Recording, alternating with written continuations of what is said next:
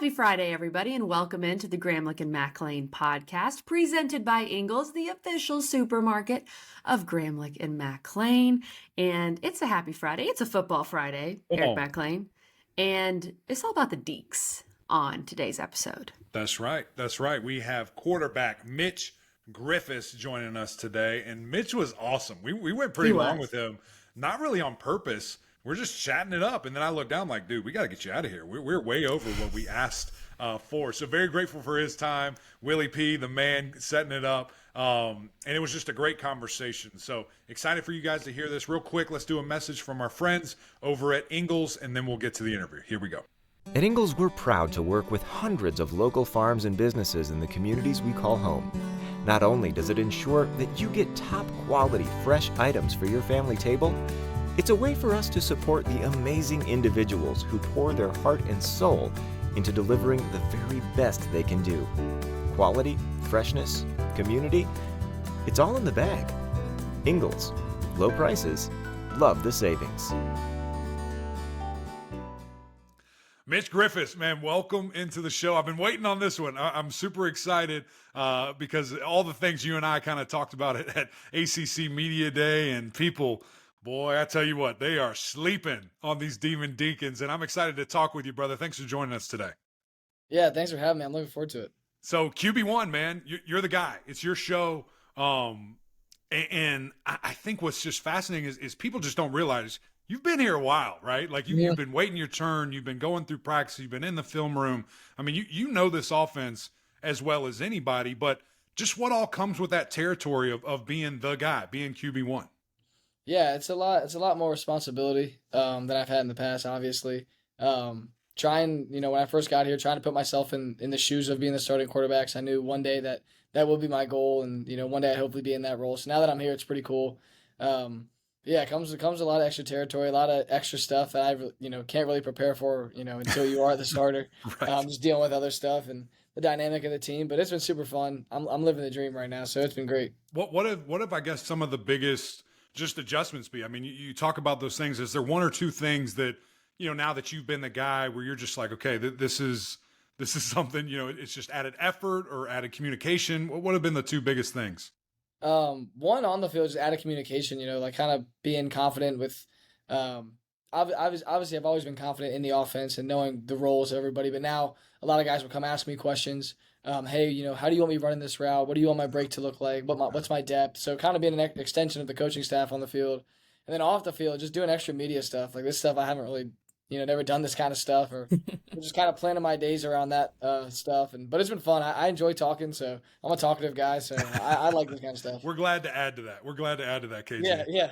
That's right. Big time doing your media interviews. Mitch, before we get into this season, I was looking up your bio, kind of learning more about you. And you are a coach's son. Your dad was your coach in high school, if I'm not mistaken. So you've been around fall camp for pretty much your whole life, I would guess. So what was it like growing up a coach's son? I loved it. It was super cool. Growing up with my dad being a head football coach, my entire life's goal was just to be his starting quarterback. And then as that kind of happened and life kind of went on, I was like, okay, I do want to kind of play college football. I started thinking about what my life would be like after playing for my dad, because at such a young age, I thought once I was done playing for my dad, life was over. That was it. My goal was complete. My life was all good. So it was super cool. I had an awesome 4 years playing for him. But even the years leading up, just being at every single practice, they played on Friday nights, and I'd have my youth league games on Saturday. If they won on Friday and my youth league team lost on Saturday, I was cool that, we won on Friday night. But if we lost on Friday night and we won Saturday, man, I was crying after my game. It was a tough. There were definitely few Saturday mornings I didn't want to go to my game because the night before. So I was ride or die. That's amazing, man. I love that. That's so cool. Love to hear those stories. And yeah, I can see a little coach's kid in you, Mitch. I would say just from chatting with you, I could see that. So I appreciate that. Yeah, that's a compliment for sure. So as we said, you've been probably going to fall camp since you were a baby. So I know you guys have just gotten started there in Winston-Salem, but how have practices been going so far?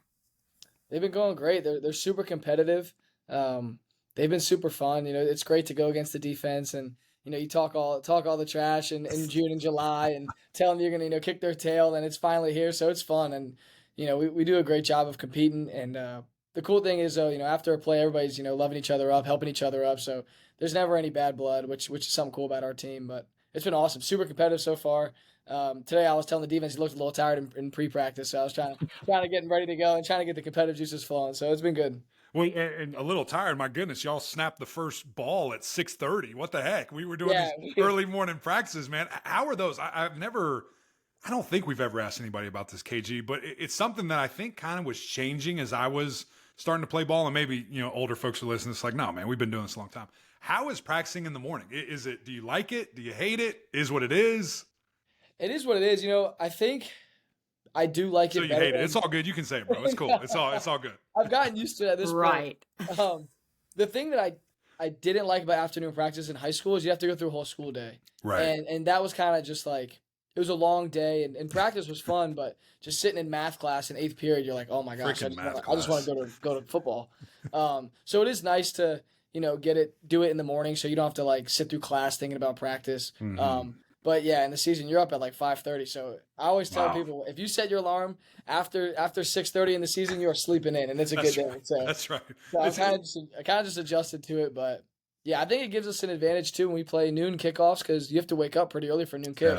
Yeah. And we're used to that. So no doubt. I think it's got some advantages, but yeah, some early mornings in the fall. That's brilliant, man. One thing that I always say is, sports is good for so many different things, but football will make you a morning person. Like whether it's workouts or practice, you're going to be up and you're going to have to execute at a level high enough that you don't get killed out on the field. Like you got to be awake. You got to be ready. You got to be ready. Mac, and the other thing that makes you a morning person is having a kid. Mitch, you will learn this one day. Yeah, I got a few years before that one, but yeah. You have no choice at that point. It's one of my favorite things to see people that aren't morning people that now you got to be. You got to do it. You got to do it. Well, let's keep diving into the team here, man. You guys have some super talented receivers, and you have for as long as I can remember. I know about Donovan, and I'm super sad about that, and prayers his way. We don't have anything official quite yet, and hopefully he'll be back with you guys. But still, the depth is undeniable. And I look at Jamal Banks, I look at Taylor Marin, Keyshawn Williams, and Wesley Grimes. I mean, I'm sure there's even more guys that we don't even know about, but they're primed and ready for their opportunity. What have you seen from them, I guess, this off season? And it's going to be different from them, right? They've been with Sam for 2, 3, 4 years, and now they've got you coming in. I know you guys practice with each other and all that, but how have you, I guess, had to speed up the cohesion, the trust, all that process throughout the off season? Yeah, so it's actually pretty cool. So me and Taylor Marin, we grew up about 15 minutes away from each other. So I've known Taylor for a long time. And during COVID, when everything was shut down, we threw 3 times a week together. So I got breaking news: Taylor Marin has 200 catches this season. so me and Taylor are super close. So we've worked together. And me and Keyshawn and Jamal were in the same class, so we all came together. So the first 2 years of their career, they're playing a little bit, but I spent most of our time throwing with them. That's great. So I have great chemistry with them, and those 3 are my 3 of my best friends on the team. So we're super tight. And obviously Donovan from the jump was playing, so he was good. playing. So good. So it's been good over the spring and in the summer to get some chemistry with him, just throwing the ball. But yeah, we got three young guys too. Like you said, Wesley is a phenomenal player. And I've got to spend a lot of time with Wesley. And then 2 other guys, Horatio Fields, who missed last season because of an ACL, came back. And I mean, he's a big target too. He's a big kid, strong kid. Then we got a transfer from Tennessee, Walker Merrill, who again is a phenomenal player. So, we're hopefully we get some good news about Donnie, but that's a deep room. So we have guys that are ready to step up. No doubt. Before we talk about the rest of this offense, you're in a very unique situation because you're a 4th-year player at Wake, but you're starting for your first year because you're behind Sam Hartman. I know you're super excited for the opportunity. Everyone's excited to see you in that offense. What did you learn from Sam Hartman being kind of behind him and him being your vet, if you will? Yeah, I'm super thankful for what Sam did for me as a teammate, a leader, and a friend. He's a great friend of mine. I'm always rooting for him. I think he's going to do awesome things at Notre Dame and beyond that after his playing days in college. I'm sure he'll go to the NFL, and he's talented enough and works hard enough. The thing that I learned most from Sam was just seeing how resilient he was. And I kind of talked about this a lot at ACC Media Day, just no matter what the previous drive or the previous game was like, he always went out there and played his tail off and played fearless. And, he's a fearless guy. He'll go out there and he does anything to win. He'll throw the ball into tight windows and he'll make plays with his feet. And he's a true competitor. So that was really cool just to see how he did that and how he dealt with things week to week and always taking care of business and still being a good teammate and good friend at the same time. So all that being said, how are we feeling about November 18th? Any thoughts on that? Yeah, I mean, I'm always rooting for him, but except for that week, and I'm sure he's saying the same way, and he's excited for that one. We're excited for that one. We want to kick his tail. He wants to kick our tail, so it'll be fun. Right. I can't wait. I can't wait to see it. It's going to be a lot of fun. And there's a couple instances, weirdly enough, in the ACC of some inter transfers and things of that nature where we're going to have a couple of those opportunities for other guys as well. Man, one guy that I have super high expectation for, and you either add to this flame or tell me to slow down, but I think Justice Ellison is going to have a massive year. I mean, he was a guy that split reps last year, still came out on top, and I just think there's another step that he can take. Have you kind of seen, hey, he's going to be the bell cow, we're going to feed him, or other guys stepping up to where maybe you have 2 or 3 running back there with him? Yeah, just in our offense, naturally, we'll always play a few backs. Just because of how much we ask them to do and how fast we go. They got to block like a tight end and run like a receiver. They got to block, and they block their tails off. Yeah, I mean, there's some big backers in our league that they're fitting up on. So naturally we'll play a few backs. But I mean, I said at the media day, I think Justice is the most underrated player in the ACC. He's a phenomenal ball carrier. He's strong, physical. You can't arm tackle him, and he can make you miss. I mean, people don't realize he's 215 pounds. Yeah. He's not super tall, but he's a thick kid, and he runs really hard, and he's just as good as in the pass pro game. He's like a 6th lineman out there, that can catch and run. So. Easy, bro. Come on. But he's also good out of the backfield, and one of my good friends. I've known Justice for a long time. He's from my area as well. That's awesome. So I think he's the most underrated player in the ACC. I think he's a phenomenal player and a great leader too for our team. So I'm excited to watch him this year. I like what you're saying. They're most underrated. Well, you mentioned playing fast. What do you like about the slow mesh, and what do you think is the most difficult part of it to defend, if you will? Yeah, I think first of all we have. We call it the pace and space offense. So people across the country pace and space, baby. Come on. We call it the pace and space offense. Okay. All right, we're gonna start doing that, Mac. That's right. Forget the slow mesh. Pace and space, and the slow mesh technique is actually called a hang and bang technique. So the pace and space, right? Yeah. So this is the first time we're kind of putting that out there. So pace and space, right? We play fast pace and we want to get the ball in space. So that's our offense. People try to categorize it. Pace and space is our deal, and then our hang and bang is the slow mesh technique. So. The thing I like about the hang and bang, I enjoy it because it allows me to be super thorough with my decisions. Making sure, hey, do I really want to pull this ball and throw it, or do I want to hand it off? And I think the advantage of our offense, again, is it allows us – football's a numbers game. Yeah. And the offense can always be at an advantage. So I think that it allows us to make the best decisions with the football and make sure we're always, having a numbers advantage at all times and all that. So that's what I love about it. I think it's just math. And I think, when you run that kind of offense, it allows you to make good mathematical decisions, I guess. I mean, it's something where I will say you have to know what you're looking at. I mean, it can be disaster. Like, you and Sam have been just so trained up in it to where I don't know how much, I guess. And again, Sam was so good at never answering my questions. So you can do the same thing if you want. But like pre-snap versus post-snap read, just in your opinion, in your experience, which one's more important to you and kind of what you guys want to do? Yeah, I think pre-snap, definitely it always helps, especially when you go in fast tempo. Naturally, people will have to undress a little quicker just because, we're going so fast. So, if the blitz is coming and they want to hit it at the snap, they got to line up. And, some teams will want to hit it. Hey, they can't help but cheat, man. Those defenders, bro, they start itching. They start itching. Yeah, with how fast we go. But there's also teams that want to hold it until the snap.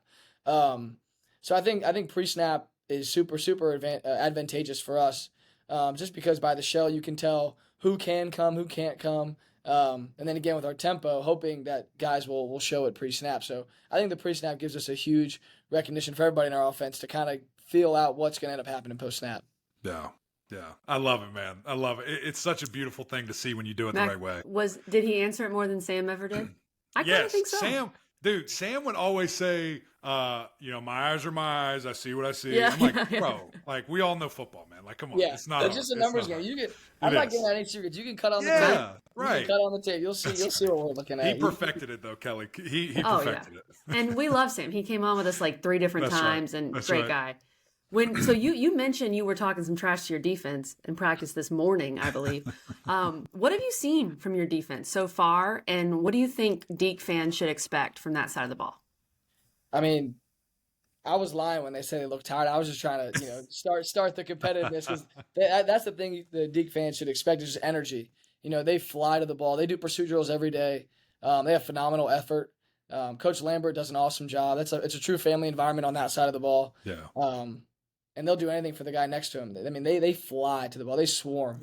and anytime, the backside corner doesn't fly to a stretch play to the right, he's getting screamed at. So it's cool to see how hard they play. And they had a good year last year and the first year in the system. They're more comfortable, and they're gonna have a great year this year. And we're gonna count on them to win us some games, and we know they'll do it for us. Yeah, I think that's something that just is so interesting and people need to pay attention to. Is it is year 2 of the defense, and how much growth do you normally see and expect to see is pretty substantial. A couple of guys defensively that I did want to ask you about. I know everybody's good and all the different things. I'm excited for a lot of these guys, but Jasheen Davis is a guy that, man, I would just watch you guys last year, and I'd be watching Rondell. And then it's like, who the heck is 30? Like, where did this cat come from? I mean, he's so explosive, very twitchy. I mean, he's a heck of a player. What is he nuisance-wise for you in practice? I mean, are you guys like slanting towards him and shifting to, chipping him, everything you can do? I mean, how good is that guy? He's a freak. And he's just a see ball, get ball guy. His motor, I've never seen him not sprint to a football. I think there's times that all he knows is sprinting, that he'll just run into guys because he's just going so fast. And the coaches always yelled at him to stay off my arm and all that. And I always tell him, hey, if you hit my arm in practice, if you make up for it in a game, we'll call it even. So that's right. I mean, his motor is. I've never seen him get tired. Yeah, we'll be in play 10 of a drive, and he's just flying. He's doing it. So, yeah, he definitely wreaks some havoc in practice, but I'm glad he's on my team. So it's exactly. He doesn't get those freebies on you like he will some other guys. The next guy, I'm staying in the 3 family here with Malik Mustafa. Same thing. I mean, I was actually preparing. And sorry you have to hear this, but that Louisville game last year, and I'm doing prep and I'm looking at all these things, and I mean, he's everywhere. He does everything for you. Coach lit up when I asked him about him at Media Day. Has he kind of evolved into the alpha in that safety group? Because you got a lot of safeties. The depth in the defensive backfield is very impressive. Is he the alpha, or is there somebody else that has kind of risen up and become that guy? Malik is a great leader, and he is one of our captains, and obviously he was voted by our team for a reason because he is such a vocal leader in a super vocal position. He's the quarterback of the defense in the secondary. But that is a deep safety room with a lot of older guys like Nick Anderson, Jalen Garnes, right. AJ Williams, Evan Slocum, just a bunch of older guys who've played a lot of ball. And that's a deep, deep room. But I mean, like, you look at Malik, and he looks like a Nike mannequin. Like, he's just jacked. Like, muscles that I didn't know were muscles. He's got them, and they're huge. Like, he's a freak. He's a missile. He just flies to the ball. So he definitely makes me better, when I'm having to read him in coverage. But he'll come from 12 yards deep and be in the A gap in 3 seconds. I don't know how he got there. So he makes us better. Mitch, when you're reading him pre-snap and post-snap, right? Yeah, post-snap. I just kind of you always have to have an eye on Malik and see where he's at. Again, I'm glad we don't play him. He can do it all. He can. Well, I want to ask you about your head coach, Mitch, because Dave Clawson is a guy, I think his reputation nationally, especially being at Wake Forest, is he's a very cerebral coach. He's perfected a system that works at Wake Forest, and you guys win a bunch of games every year. But I also feel like Dave Clawson has a real killer instinct. I get that vibe from him. So am I right on that? I mean, tell me more about your head coach and your relationship with him. Yeah, like he is super cerebral, and everything's calculated and everything's planned and super serious. But he's got a goofy side and a killer side.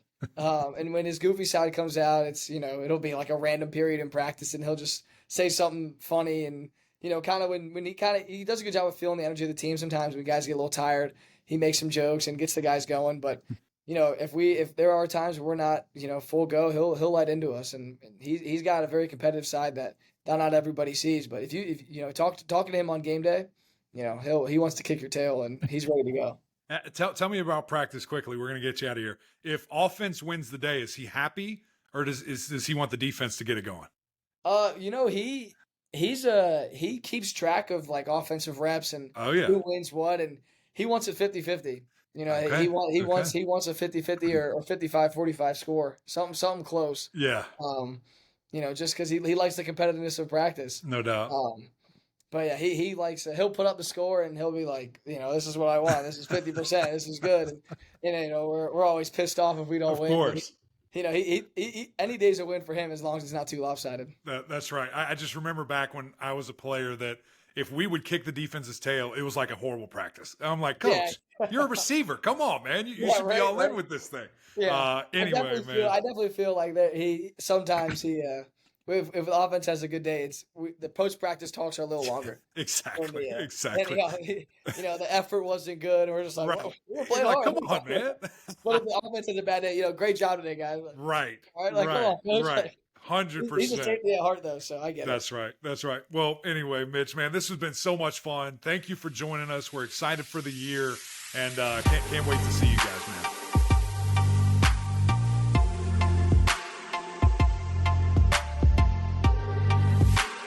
Mac, you said it. I mean, Mitch Griffis was awesome. We really appreciate his time. These deep QBs, they're always good. They're always willing to come chat with us. And he screams QB1 to me. He's poised. I think he's ready for this.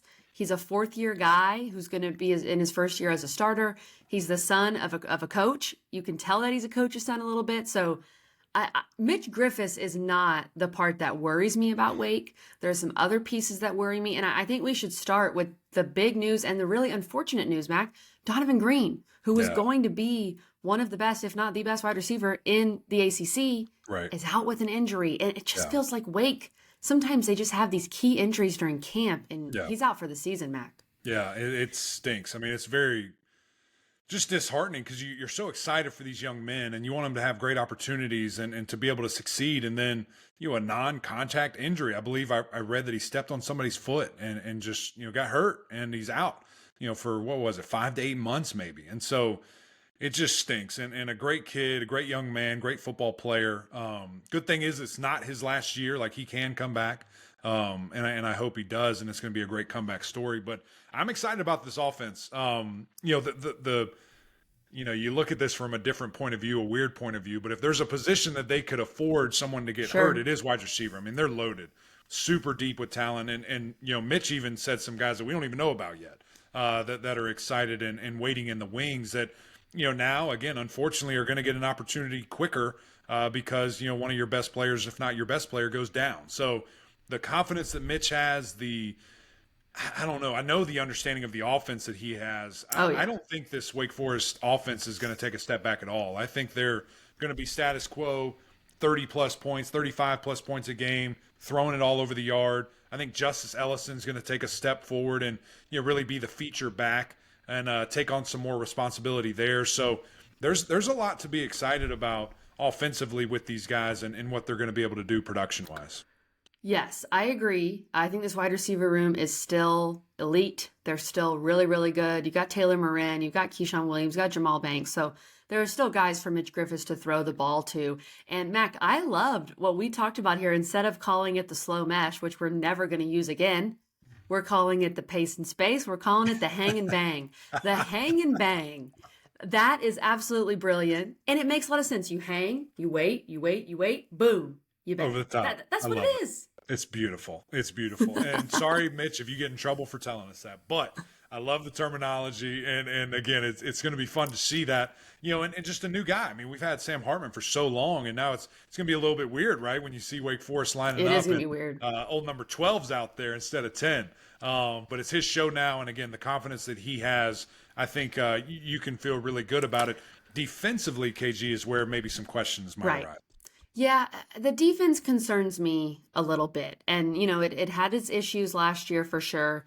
And last year, Wake was able to win those 8 games mainly because of their offense and the fact that they were the number one scoring offense in the ACC, scoring over 34 points per game, over 300 passing yards per game. Can they maintain that? I think Right. for the most part. But when you get in a shootout and you need to outscore somebody, that's really what Wake's MO is. And, can the defense take a step forward to where the offense doesn't have to do as much? That would Right. be really nice. That would be Right. ideal to see for Wake Forest. But I still feel like every time I watch Wake, you're thinking, especially if you are taking Wake minus the points, perhaps, or plus the points, you are thinking, okay, they're going to have to outscore this team. And Yeah. and that's probably going to be a similar case this year. Right. And I think, one thing that might deter that or change that is, Coach Brad Lambert is in his second year, and he's a guy that is a very smart coach, has a great system, and there was a learning curve last year, right? And you have to, figure out who's going to be where, what pieces fit, your defenses really, really well. Jasheen Davis, I think, is going to just have a massive year. He jumps off the screen. When you watch, this team, you see other guys emerge. 30's a guy at the defensive end position that I think can make a lot of noise. And then Malik, I'm glad he corrected me there. Malik Mustafa is just a weapon. I mean, you can line him up from anywhere. He's so fast. He's so explosive. He's a guy that can really impact a game in a variety of ways with his physicality, ball hawking ability, just in overall intelligence. So I think it kind of starts with those guys. Chase Jones going to have to step up and really be a key piece at the linebacker level. But again, the consistency, can we get takeaways? That's been Wake Forest's MO here for a couple of years and get those extra opportunities for our offense. I'm so glad you brought up takeaways because the biggest difference really between Wake last year and the year before when they played for the ACC championship was forcing turnovers. They forced 29 turnovers in 2021. And last year, I was just checking my number there, only forced 16. So that was a bit, and of course, Wake did have some turnover issues on the other side. So I don't have their turnover margin in front of me, but I do not think it was great. So maybe, Mac, that's something else too with this offense. We always talk about Sam Hartman was a gunslinger, for better or worse. Like I was going to sling it. I can see Griffis just talking to him, hearing his personality a little bit. I could see him being a little more cautious. So maybe this defense won't have to make up for as many turnovers on the other end. Right. And I mean, being put in those tough situations is hard. And it gets, a little bit overwhelming for a defense when you're putting these spots and your back's already against the wall, right? When you're a bend, don't break defense and you start on your own 30, like that ain't good. What are you going to do? Okay. Yeah. It's really tough. And so I think you're right. There might be a little bit of addition by subtraction and keeping that turnover rate down, defense making the takeaways and ultimately getting this team in a great position. Everybody wants that. Every coach wants that. Doing it is a different thing, though. All right, let's talk schedule because Wake was picked to finish 9th in the league. Do we have to look at the schedule? Yes, we do. This schedule is hard. It's tough. Hard. Yeah. Perhaps one of the more difficult in the league. And Vegas has the number at 6.5. Mac, I love Wake. My mother-in-law is a proud Demon Deacon graduate. Under is the play here. This schedule is too difficult, Mac. Yeah. So first of all, okay, Elon and Old Dominion, but you're at Old Dominion. Why? What are we doing? Why do we keep Should doing win it? it, though. I don't think Vandy is a gimme on September 9th. I think Vandy is improved. Yeah. And then beyond that, I don't think Georgia Tech at home is necessarily a gimme. You should win it. I'm going to give you a win there. You should win it. But then after that, Mac, I'm just going to read this. At Clemson, at Virginia Tech, I think that's a win, but that's still a tough place to win. Pitt, FSU, at Duke, NC State, at Notre Dame, at Syracuse. Mac, I think for Clemson through Notre Dame, they'll only be favored in one of those games, and maybe not even because it's at Virginia Tech, just seeing how much the Hokies are improved. Right. I'm stressed. That stretch right there is for sure the hardest in the ACC. I'd love to see it matched up with other conferences and just how tough of a stretch. But to play in the two most difficult arenas, stadiums, back-to-back in Clemson and then Blacksburg, I mean, my goodness, look out. Have fun. Here's your gift. And then you follow it up with Pitt and Florida State and Duke and NC State. I mean, and Notre Dame. It's brutal. It's brutal finish. The only hope is that by the Clemson game, you're established. You feel good about the rhythm that you have. Your quarterback has seen some The stuff. hang and bang. Yeah, you hope that by that point you can just be in a solid piece. But it's going to be interesting. And you talk about the injuries that could mount up on that stretch. I mean, that's been Wake Forest's biggest kind of issue there is once late October, November hit, no matter how they start, things just fall off the wheels. And so how can we prevent that? This isn't the year to probably try to hang your hat on that. But it's certainly something that has been the MO, unfortunately, for Wake Forest for a handful of years here. So I'm confident in Dave Clawson. I'm confident in Mitch Griffis in this offense. I think I'm going to go over. I don't feel great about it, and maybe 6 is the number and they get it in the bowl game, but I know that doesn't count. So Doesn't count, yeah. I think at the end of the day, they have 7 wins. However you want to get there, I think they get 7 wins. I think 6-6 is very doable, and honestly, with this schedule, would be pretty impressive. Right. And that Right. would still be an under It's for the tough. Deacons. It's tough. But We'll I'm ready see. to watch. I'm ready to watch them hang and bang this season, Mac. I'm ready. Right. That's right. I am too. Big shout out again to Mitch joining us and to Will setting it up. Greatly appreciate you, man. But that's it from us. Another great episode of Gramlich and Mac Lane, presented by our friends over at Ingles. You guys have to check them out online. The curbside service, bar none. You got to do it. You got to get it going. We need you to go over to YouTube. Jump over to this party, man. It's a lot of fun. You got to see what's going on over here. Leave some comments and, of course, subscribe. And, of course, the OGs over on Apple Podcasts, rate, review, subscribe there. We would be greatly appreciative of that.